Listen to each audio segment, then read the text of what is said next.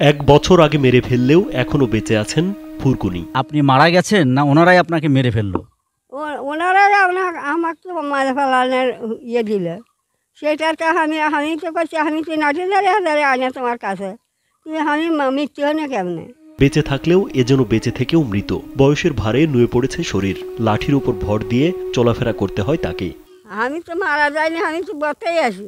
আমি যে নাটি ধরে ধরে আর কাছে গিয়ে নিয়ে ওই কলে বললাম তুমি মারা গেছো, মৃত্যু হয়েছে। ওষুধ কেনা তো দূরের কথা, উনুনে আগুন জ্বললে দুমুঠো খাবার জোটে ৮০ বছর বয়সী বৃদ্ধা ফুরকুনি বেওয়ার। একমাত্র ছেলের অভাব অনটনের সংসারে দুমুঠো খাবার খেয়ে না খেয়ে কোনো রকমে বেঁচে আছেন তিনি।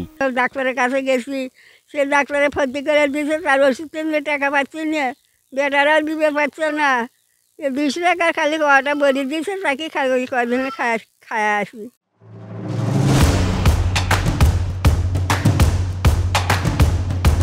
বয়স্ক ভাতা থেকে যেটুকু টাকা পেতেন তা দিয়েই কিনতেন ওষুধ, কিন্তু সেটিও তার ভাগ্যে সয়নি। গেল এক বছর ধরে সেই ভাতার টাকাও পান না।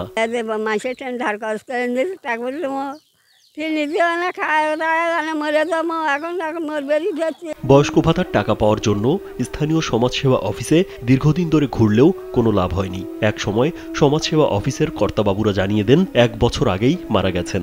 আমরা অফিসে খোঁজ নিয়ে দেখলাম যে ওনারা বলতেছে যে মৃত্যু করে দিয়েছে বয়স্ক ভাতার। তো পরে আমরা বললাম যে আমার দাদি তো বেঁচে আছে, এখানে মৃত্যু করে দিলেন কেন? মহিলাটা কয় বলে তুমি তো মারা গেছো, এই কার্ডটা তোমার বাতিল করে দিছে। এতেই মাথায় আকাশ ভেঙে পড়ে বৃদ্ধা ফুলকুরির। বুক ভরা স্বপ্ন আর আশা আকাঙ্ক্ষা যেন নিমেষেই ধুলোয় মিশে যায়। এমনই এক ঘটনা ঘটেছে গাইবান্ধার পলাশবাড়ি উপজেলার ভগবানপুর গ্রামে।